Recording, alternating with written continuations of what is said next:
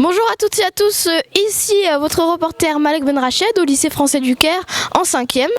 Dès 1899, la protection de l'enfance a été créée, car on estime plus de 120 millions d'enfants en situation de rue. Alors, comment l'Égypte réagit-elle à cette situation? Fait-elle des récoltes, des dons ou des maraudes? Ou soigne-t-elle ses enfants? Alors pour répondre à toutes ces questions, je me suis rendue ici au SAMU social international du Caire où je vais montrer leur fonctionnement et où je vais interviewer le docteur Youssef. Alors le SAMU social est un ensemble d'associations venant en aide aux personnes démunies. Alors elle a été créée en 2008 ici en Égypte pour assurer une intervention en continu auprès des enfants en situation de rue. Alors nous sommes devant la porte du SAMU social international du Caire où nous allons rencontrer le docteur Youssef. Bonjour docteur Youssef. Alors vous êtes docteur ici au SAMU social international du Caire. Pouvez-vous nous dire ça fait combien de temps que vous travaillez ici? Bonjour Marie, comment vas-tu? Moi je travaille, on a inauguré presque le SAMU social en 2008. Moi je fais partie de l'équipe qui a inauguré le SAMU social avec notre coordinateur médical et notre coordinateur social aussi. C'était en 2008, on a commencé à faire la première maraude en avril 2008. Pouvez-vous nous présenter vos actions au sein du SAMU social? Moi, actuellement, je suis le directeur des opérations, mais je gère un peu l'équipe technique. L'équipe technique du SAMU social se compose d'une équipe pluridisciplinaire. Il y a des médecins, il y a des accueillants sociaux, il y a des travailleurs sociaux. Et on fait des maraudes 5 fois par semaine et on va vers les enfants avec cette équipe pluridisciplinaire. Au moins on est 3 personnes, un médecin, un travailleur social et le chauffeur qui conduit l'unité mobile. مستر هنا انت ممكن تقولنا تعمل ايه هنا في السامي سوسيال؟ السلام ورحمة الله وبركاته. أنا مينا، سائق ومساعد اجتماعي. بساعد الأخصائي الاجتماعي في إن أنا بقف بتكلم مع الأطفال، بنشوف إيه وضعهم في الشارع، نزلوا ليه الشارع، إيه المخاطر اللي هم بيتعرضوا لهم، بنحاول إن إحنا نساعدهم. بيبقى معانا فريق طبي، بنتكلم معاهم، بنشوف ايه اللي احنا ممكن نقدر نوصل لحل ليهم بحيث ان هم ما يقعدوش في الشارع. لو في اطفال صغيرين بنحاول ان احنا نتكلم معاهم لو يقدروا ان هم يروحوا بيوت اقامه. Durant les premières maraudes qu'on faisait, on a fait comme un mapping des sites qu'on va servir. Ça veut dire quoi? Ça veut dire savoir où les enfants sont présents, où ils dorment, où ils travaillent, où ils jouent, où ils se shootent la colle, par exemple, parce que auparavant ils se shootaient la colle. Actuellement, ils prennent beaucoup de drogue peut-être. Et ça dépend. Nous, quand on a commencé, on a fait une réunion avec tous les partenaires qui travaillent avec les mêmes populations et on a vu que le Caire est vaste. On ne peut pas le couvrir tout le Caire à la fois. Alors on a choisi les sites les moins servis. C'était le sud et l'ouest du Caire. Quelles sont les difficultés professionnelles et personnelles que vous rencontrez? Bon, au début, c'était très difficile. Pour la première fois, on a un problème dans notre nom. Notre nom est un peu difficile pour que la population le digère. SAMU social international Égypte, c'est un peu difficile, surtout que les enfants, ils doivent apprendre à commencer. Ils commencent maintenant à dire SAMU, ils comprennent ça. Et la population était hostile auparavant étaient hostiles pour notre travail dans la rue parce qu'ils avaient une croyance que nous on profite de ces enfants ou bien on fait du trafficking des enfants ou trafficking d'organes. Alors ils étaient hostiles. Aussi, ils étaient contre la présence des enfants en situation de rue. Ils les chassaient, ils les maltraitaient. Mais actuellement, non, ça commence à changer. La population accepte que nous on rend service à ces enfants, surtout qu'ils ont su que nous vraiment on est là pour leur rendre service.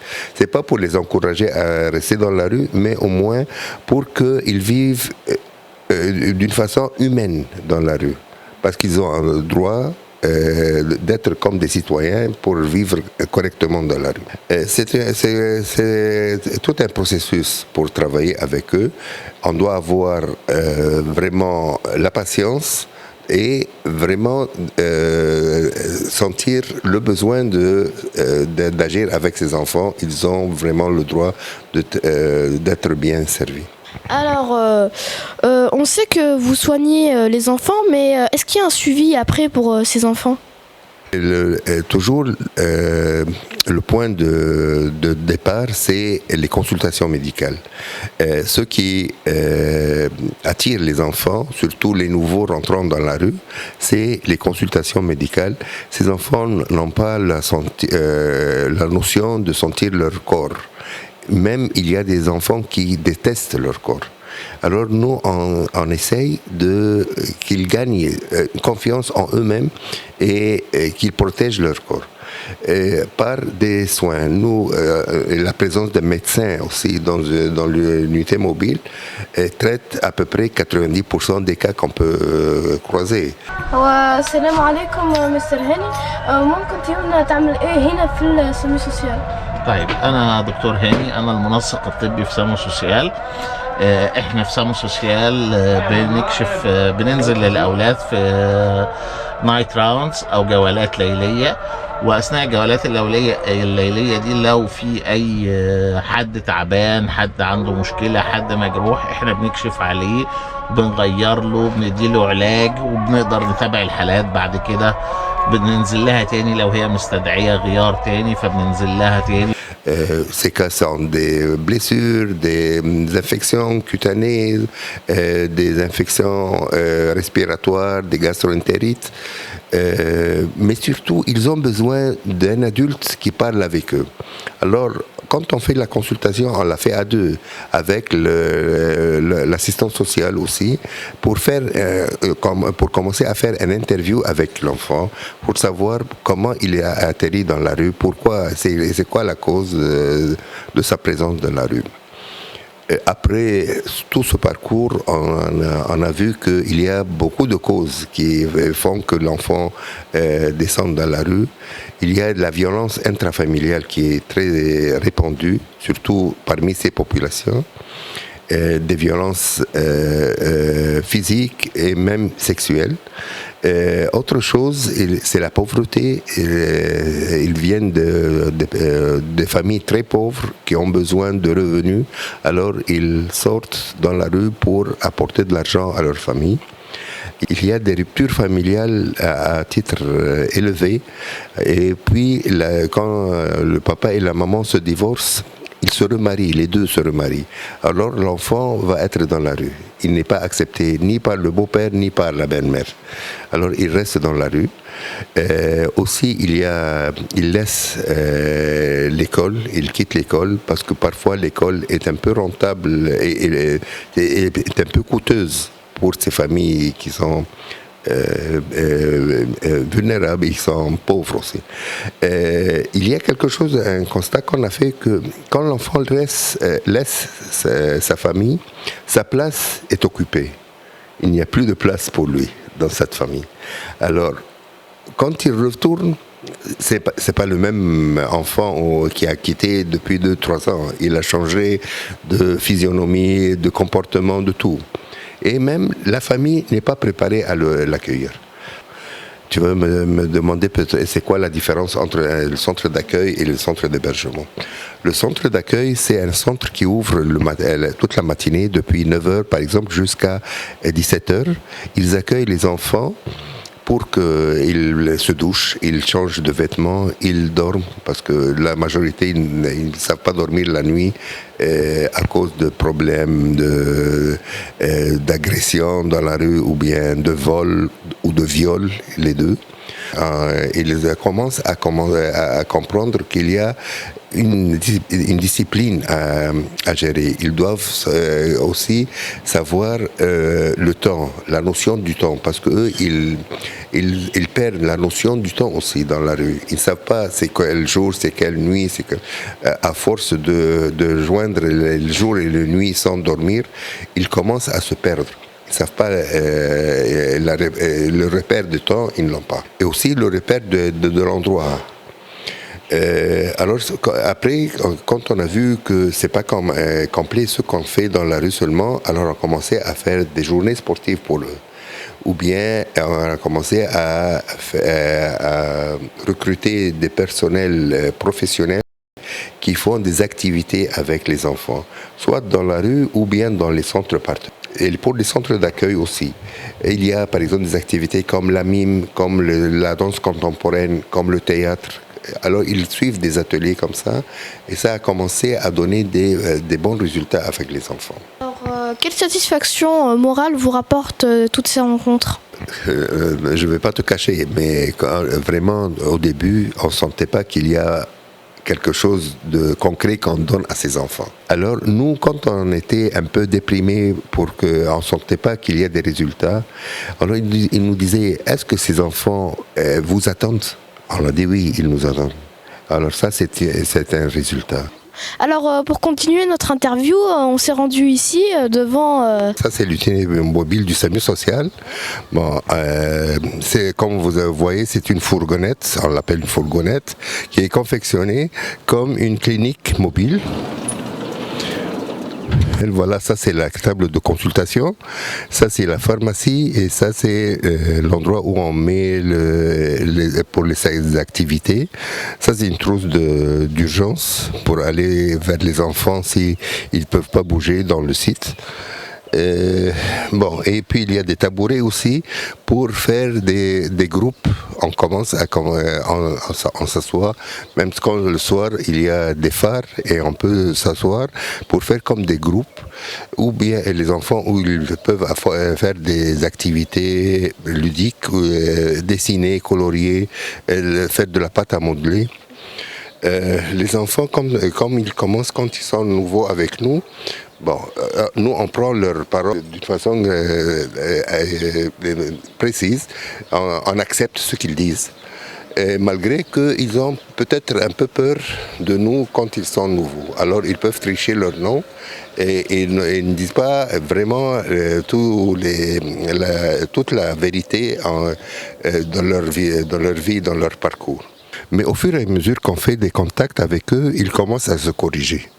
Et nous aussi, on fait quelque chose de très important, c'est les aider à faire extraire des actes de naissance ou les pièces d'identité. Ça, c'est important pour eux, parce que ça leur donne un lien avec la société. Tu sais, ces enfants sont désocialisés. Et ce qu'on essaye de faire, c'est de les resocialiser, les intégrer dans la société. Une dernière question, est-ce que vous avez des partenaires pour intégrer ces enfants en situation de rue ?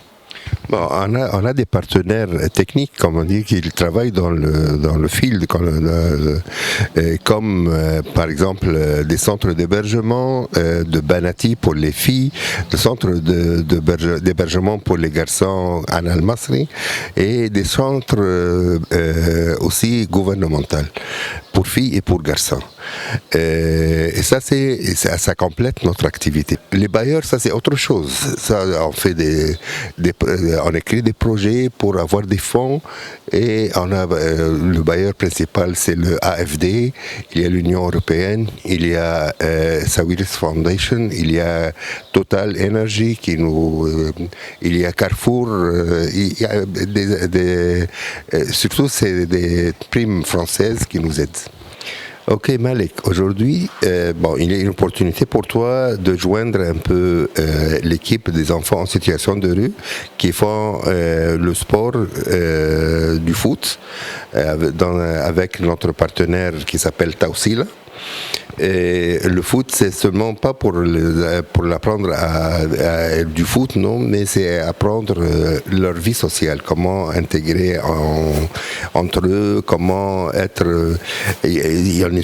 À travers le foot, ils apprennent beaucoup de choses aussi, à part le foot. Alors tu peux les joindre aujourd'hui, tu peux jouer avec eux aussi. Alors ça va être à 18 heures. Ok? Merci beaucoup, alors c'est parti.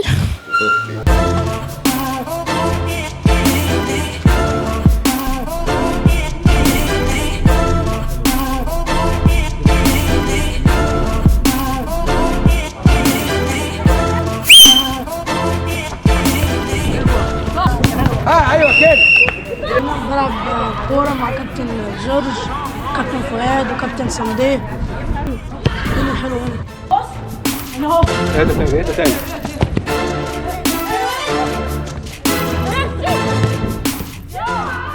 شكرا مستر هنا. شكرا مستر. اهلا وسهلا. هو المفروض بايدينا دي. اوكي ويلكم. Merci beaucoup, docteur Youssef. Merci. Merci à toi. Maintenant, le SAMU social international d'Égypte n'a plus de secret pour vous. Merci beaucoup. C'était un reportage de Malek Ben Rached.